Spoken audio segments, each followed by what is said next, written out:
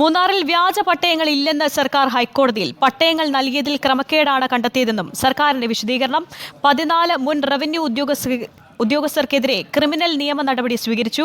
വ്യാജ പട്ടയങ്ങളിൽ സിബിഐ അന്വേഷണം ആവശ്യമില്ലെന്നും അഡ്വക്കേറ്റ് ജനറൽ ഹൈക്കോടതിയെ അറിയിച്ചു. ഇടുക്കിയിൽ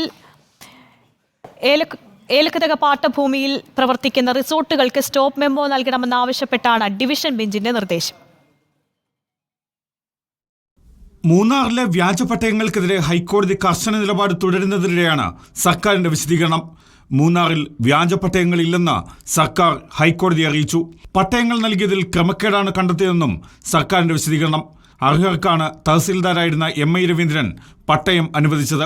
ദേവികുളത്ത് സംഘടിപ്പിച്ച പട്ടയമേളയിലാണ് രവീന്ദ്രൻ പട്ടയങ്ങൾ വിതരണം ചെയ്തത്. എന്നാൽ രവീന്ദ്രന് പട്ടയം നൽകാനുള്ള അധികാരം ഇല്ലായിരുന്നുവെന്നും സർക്കാർ ഡിവിഷൻ ബെഞ്ചിനെ അറിയിച്ചു. മൂന്നാറിലെ വ്യാജ പട്ടയങ്ങളിൽ CBI അന്വേഷണം ആവശ്യമില്ല. കുറ്റക്കാരെന്ന് കണ്ടെത്തിയ 13 റവന്യൂ ഉദ്യോഗസ്ഥർക്കെതിരെ ക്രിമിനൽ നിയമ നടപടി സ്വീകരിച്ചു. ഇതിൽ 4 പേരെ സസ്പെൻഡ് ചെയ്തു.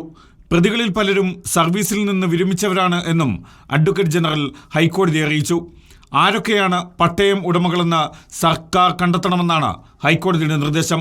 ഇടുക്കി ജില്ലയിലെ ഏലക്കുത്തക പാട്ടഭൂമിയിൽ പ്രവർത്തിക്കുന്ന റിസോർട്ടുകൾക്ക് സ്റ്റോപ്പ് മെമ്മോ നൽകാൻ ഹൈക്കോടതി നിർദ്ദേശം നൽകി.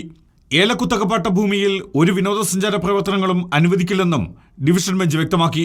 മൂന്നാറിലെ ഡിജിറ്റൽ സർവേ ഉടൻ പൂർത്തിയാക്കണം.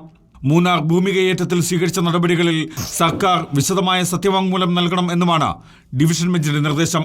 Legal desk reporter.